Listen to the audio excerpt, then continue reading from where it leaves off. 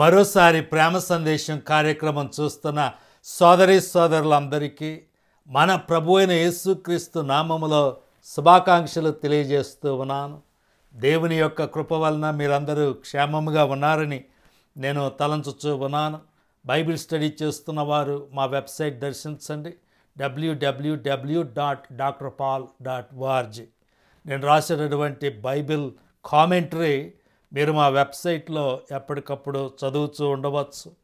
ఈ యొక్క సందేశాలు యూట్యూబ్లో కూడా మేము పోస్ట్ చేస్తూ ఉంటాం. మా యూట్యూబ్ ఛానల్ దర్శించండి, సబ్స్క్రైబ్ చేయండి, నోటిఫికేషన్స్ పొందండి. ఈ వారము మనం ప్రపంచాన్ని గమనిస్తే ఎటు చూసినా మృత్యువు కరాల నృత్యం చేస్తూ మనకు కనిపించింది. అహ్మదాబాద్లో ఒక ఎయిర్ ఇండియా విమానము లండన్ వెళ్తూ గాల్లోకి లేచిన కొన్ని క్షణాల్లోనే ఆ విమానములో పవర్ లేకపోవటం, పైలట్లు దానిని కంట్రోల్ చేయలేకపోవటం, అది వెళ్ళి దగ్గరలో ఉన్నటువంటి ఒక మెడికల్ కాలేజీ హాస్టల్ మీద పడిపోవటం, 274 మంది అమాయక ప్రజలు ప్రాణాలు కోల్పోవటం మనం చూసాం. నిజముగా ఈ జీవితం ఏపాటిది, ఎంత దారుణమైనటువంటి బాధను, ఇంకా ఆత్మీయులను కోల్పోయినప్పుడు పడేటటువంటి హృదయ వేదన, ఇవన్నీ ఆ యొక్క వీడియోలు కానీ ఫొటోస్ కానీ చూసేటప్పుడు మనకు అర్థమవుతుంది. ఈ ప్రపంచంలో మరణము, అనిశ్చయత ఎటు చూసినా మనకు కనిపిస్తూ ఉంటుంది. అదే విధముగా ఇజ్రాయెల్ దేశము, ఇరాన్ దేశముల మధ్య యుద్ధం కూడా ప్రారంభమైంది. ఇజ్రాయెల్ దేశాన్ని ఈ ప్రపంచ పటం మీద నుండి మేము తుడిచివేస్తామని ఇరాన్ ఆ యొక్క అధ్యక్షుడు అహ్మదీనెజాద్ గారు కానివ్వండి, లేకపోతే ఆధ్యాత్మిక గురువు ఖొమైనీ గారు కానివ్వండి, చాలాసార్లు అంటం జరిగింది. ఇజ్రాయేలు దేశమును నాశనం చేయటానికి ఒక అణుబాంబును కూడా సిద్ధం చేస్తామని, అణు పదార్థాలైనటువంటి యురేనియంను వారు శుద్ధి చేస్తూ ఉన్నారు. ఇది శాంతి కోసము చేస్తూ ఉన్నామని వారు ప్రపంచాన్ని నమ్మించాలని ప్రయత్నిస్తూ ఉన్నప్పటికీ వారి యొక్క అసలు ఉద్దేశము ఇజ్రాయేలు దేశమును నాశనం చేయటమే.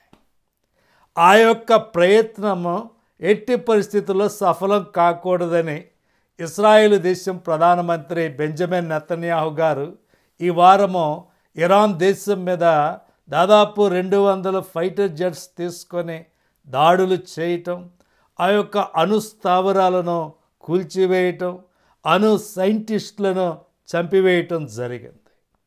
ఇజ్రాయేలు దేశానికి శాంతి వస్తుందా, ప్రపంచంలో శాంతి వస్తుందా అన్న ప్రశ్నలు మనకు వస్తూనే ఉంటాయి. యేసు ప్రభు స్పష్టంగా చెప్పాడు మత్తయి సువార్త 24వ అధ్యాయంలో, ఆయన రాకడకు ముందు ఈ ప్రపంచంలో అనేక రకాలైనటువంటి యుద్ధాలు వస్తాయి, మృత్యువు ఎటు చూసిన కరాల నృత్యం చేస్తుంది అని ఆయన స్పష్టంగా తన యొక్క ప్రవచనాల్లో మనకు తెలియజేయటం జరిగింది. ఈ యొక్క పరిస్థితులు చూసినప్పుడు యాకోబు పత్రికలోని మాటలు నాకు జ్ఞాపకం వచ్చినాయి.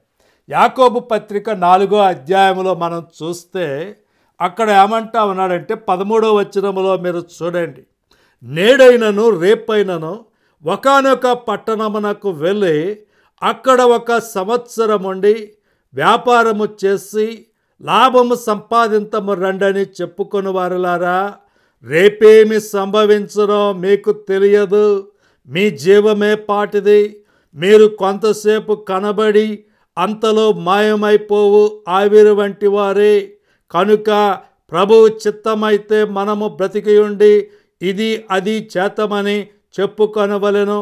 ఇప్పుడైతే మీరు మీ డంబముల యందు అతిశయపడుచున్నారు, ఇట్టి అతిశయమంతయు చెడ్డది. చాలామంది అతిశయపడుతూ ఉన్నారు. ఈ లోక సంబంధమైన వాటి గురించి వారు అతిశయపడుతూ ఉన్నారు. యాకోబు పత్రికలో యాకోబు గారు క్రైస్తవులను ఉద్దేశించే ఈ మాటలు చెప్తూ ఉన్నాడు. చాలామంది క్రైస్తవ విశ్వాసులు ఈ లోక సంబంధమైన వాటి గురించి వారు అతిశయపడుతూ ఉన్నారు. ఇదిగో నేను ఎంతో సంపాదించాను, నా దగ్గర ఎంతో డబ్బు ఉంది అని డబ్బు గురించి అతిశయపడేవాళ్ళు ఉన్నారు. నేను ఎన్నో డిగ్రీలు చేశాను, పిహెచ్డీలు చేశాను అని ఇక ఎడ్యుకేషన్ గురించి అతిశయపడేవారు ఉన్నారు. నాకు ఎంతో మంచి బిజినెస్ ఉంది, నేను ఎంతో సంపాదిస్తున్నాను అని బిజినెస్ గురించి అతిశయపడేవాళ్ళు ఉన్నారు. తమ యొక్క శారీరక అందం గురించి అతిశయపడేవారు ఉన్నారు. నేను చాలా పెద్ద కులంలో పుట్టాను అని తమ కులం గురించి గోత్రం గురించి అతిశయపడేవారు ఉన్నారు.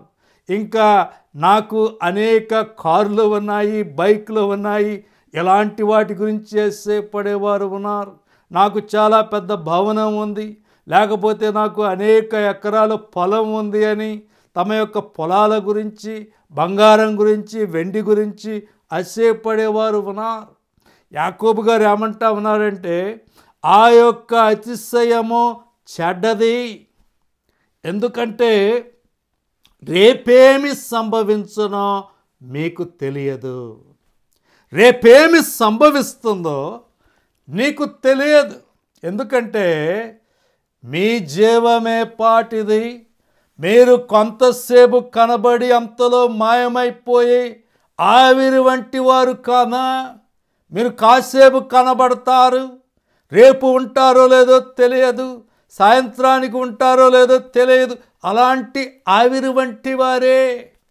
కాబట్టి దేవుని చిత్తమైతే నేను బ్రతికి ఈ పని చేస్తాను అని మీరు చెప్పుకోవాలి. కానీ నేను అది చేస్తాను ఇది చేస్తాను అని మీరు శరీర సంబంధముగా అతిశయపడుతూ ఉన్నారు. అది మానుకోండి అని యాకోబు గారు అంటూ ఉన్నాడు. అపోస్తలుడైన పౌలు గారిని చూడండి. గలతీయులకు రాసిన పత్రిక 6వ అధ్యాయంలో ఆయన ఒక చక్కటి మాట అంటాడు. గలతీయులకు రాసిన పత్రిక 6వ అధ్యాయము 14వ వచనములో మీరు చూడండి.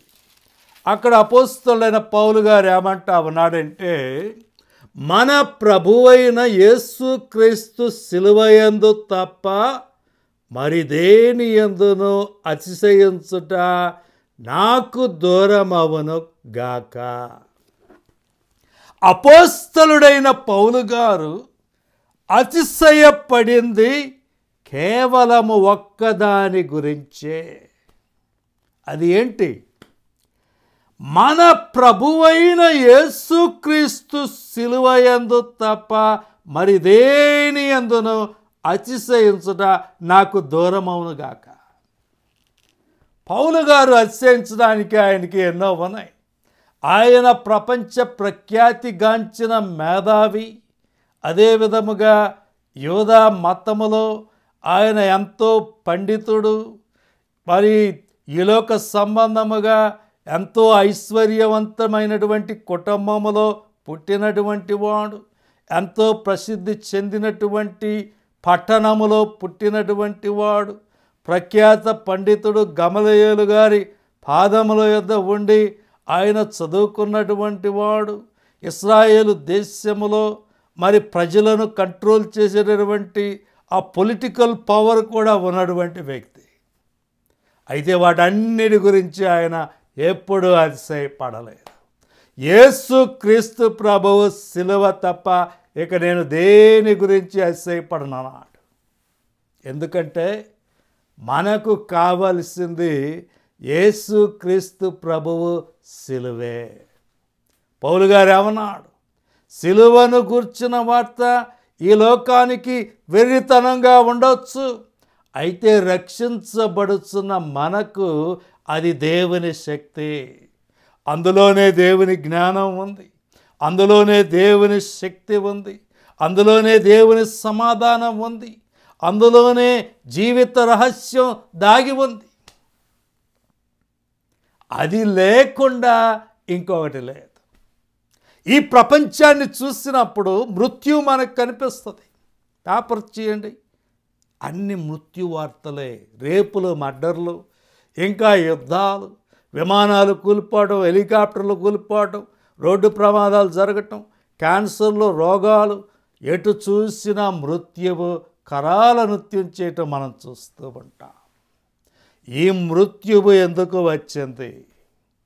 పాపము వలనే ఈ మరణము ఈ లోకములో ప్రవేశించింది. పాపము వలనే మరణము లోకములో ప్రవేశించింది. ఆ పాపమును తీసివేస్తే తప్ప మరణమునకు విరుగుడు లేదు. ఈ యొక్క మరణము జయించబడాలంటే ముందు పాపము జయించబడాలి. యేసుక్రీస్తు ప్రభు చేసింది అదే. 1వ పేతురు పత్రికలో కూడా ఒక మంచి సత్యము మనం చూద్దాం. 1వ పేతురు పత్రిక 3వ అధ్యాయము 18వ వచనములో మీరు చూడండి. ఎలయనగా మనలను దేవుని యొద్దకు తెచ్చుటకు అనీతిమంతుల కొరకు నీతిమంతుడైన క్రీస్తు శరీర విషయములో చంపబడి ఆత్మ విషయములో బ్రతికింపబడి పాపముల విషయములో ఒక్కసారి శ్రమపడెను. యేసుక్రీస్తు ప్రభువు యొక్క శిలువ క్రైస్తవ విశ్వాసానికి కేంద్రము యేసుక్రీస్తు ప్రభు అయితే, యేసుక్రీస్తు ప్రభు జీవితానికి కేంద్రము ఆయన యొక్క శిలువ. ఆ శిలువ వల్ల మనకు కలిగిన ప్రయోజనాలు ఏమిటి? మొట్టమొదటిగా ఏమని చెబుతున్నాడో చూడండి. మనలను దేవుని యొద్దకు తెచ్చుటకు. మనలను దేవుని యొద్దకు తేవటానికి వేరొక మార్గం లేదు. దేవుని యొద్దకు నేను వెళ్ళాలి. అది ఎలా సాధ్యం? ఏదైనా ఒక నదిలో స్నానం చేస్తే నా పాపాలు పోతాయి. ఏదైనా ఒక స్వామీజీ దగ్గరికి వెళ్తే నా పాపాలు పోతాయి.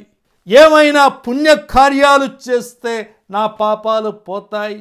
ఏదైనా ఒక గొప్ప దేవాలయాన్ని సందర్శిస్తే నా పాపాలు పోతాయి. నా ఆస్తి పాస్తులు పేదలకు పంచివేస్తే నా పాపాలు పోతాయి అని రకరకాలుగా ఆలోచించేవారు ఉన్నారు. అయితే వాటి వల్ల పాపాలు పోవు. ఆ పాపమునకు విరుగుడు ఏమిటి? శిలువ. ఇక్కడ ఏమంటా ఉన్నాడో మీరు చూడండి.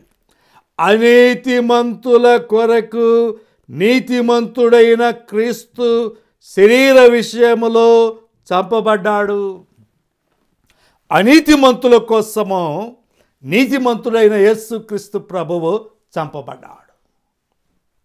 దీనికి ఉన్నటువంటి పేరేంటంటే సబ్స్టిట్యూషన్.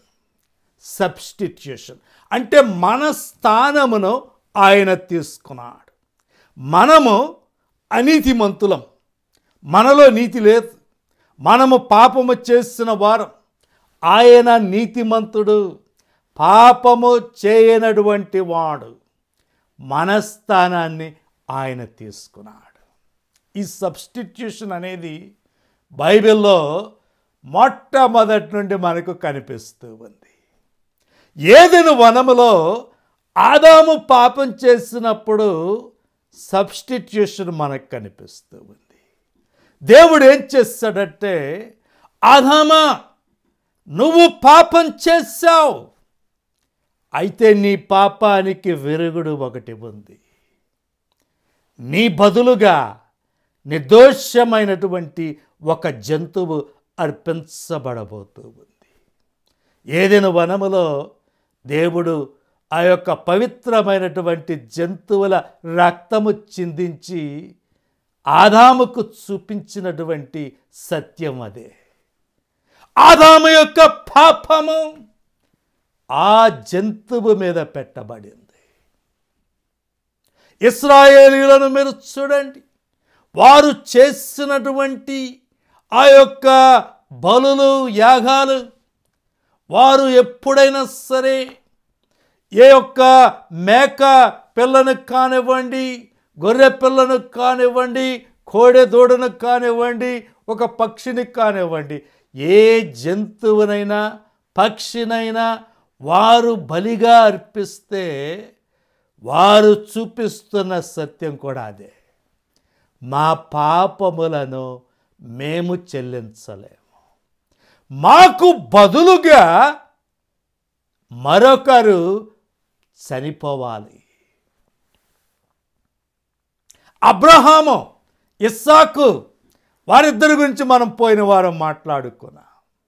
అబ్రహాము తన కుమారుడైనటువంటి ఇస్సాకును మోరియా పర్వతం మీదకు తీసుకొని వెళ్ళి అక్కడ కట్టెలను పెట్టి దాని మీద ఇస్సాకును పెట్టి ఇస్సాకును వధించడానికి తన యొక్క కత్తిని ఎత్తినప్పుడు దేవుడు ఆపాడు.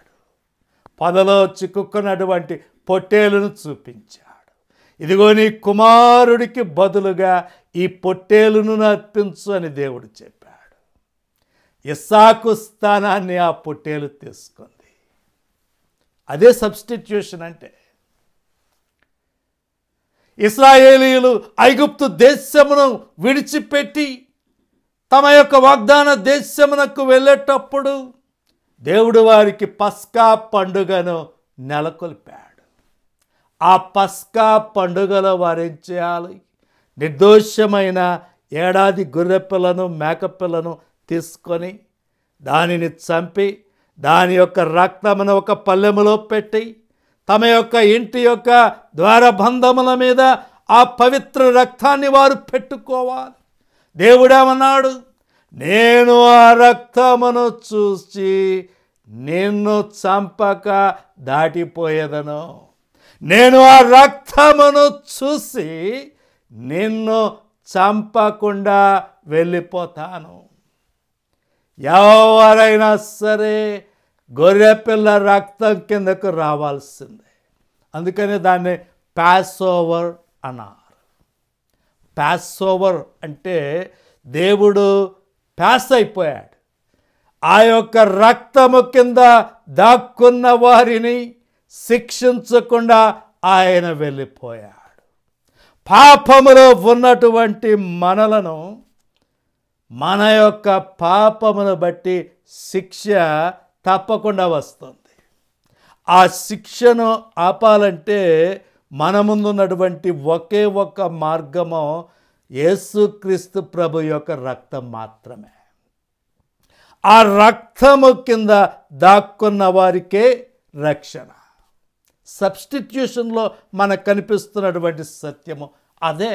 అబ్రహాము ఇస్సాకును మోరియా పర్వతం మీద అర్పించాడు. అదే మోరియా పర్వతం మీద దావీదు గొప్ప దేవాలయాన్ని నిర్మించాడు. అదే మోరియా పర్వతం మీద యేసుక్రీస్తు ప్రభు కూడా సిలువ వేయబడ్డాడు. దేవుడు కొన్ని వేల సంవత్సరాలుగా మానవ జాతికి బోధించిన సత్యం అదే. అబ్రహాము తన కుమారుడైన ఇస్సాకును వధించడానికి వెళ్ళిన దేవుడు ఇస్సాకుకు బదులుగా ఒక పొట్టేలును చూపించాడు. దావీదు ఒక గొప్ప దేవాలయమును నిర్మించినప్పటికీ ఆ దేవాలయములో జరిగిన వేలాది బలులు అర్పణలు అవన్నీ కూడా నిర్దోషమైనటువంటి రక్తము చిందించబోయే యేసుక్రీస్తు ప్రభువుకి చిహ్నాలు మాత్రమే. ఆయన వచ్చి తన పవిత్ర రక్తాన్ని ఆ శిలువ మీద చిందించాలి. అప్పుడే మనకు రక్షణ కలుగుతుంది. అదే సత్యం ఇక్కడ చెబుతూ ఉన్నాడు. అనీతిమంతులమైన మన కోసము నీతిమంతుడైన యేసుక్రీస్తు చనిపోయాడు. ఆయన నీతిమంతుడు, ఆయనలో ఎలాంటి పాపము లేదు అని బైబిల్లో మనం చదువుతూ ఉన్నాం.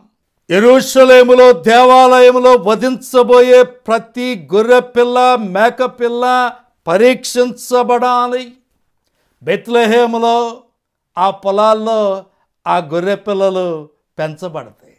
పస్కా పండుగ కోసము ఆ యొక్క గొర్రె పిల్లలను బెత్లెహేము నుండి యెరూషలేముకు తీసుకొని వెళ్తారు. అక్కడ ఉన్నటువంటి యాజకులు ఆ గొర్రె పిల్లలను జాగ్రత్తగా పరీక్షిస్తారు. వాటిల్లో ఏమైనా సరే భేదాలు ఉంటే, రోగాలు ఉంటే, అంగవైకల్యాలు ఉంటే అవి బలికి పనికి రావు.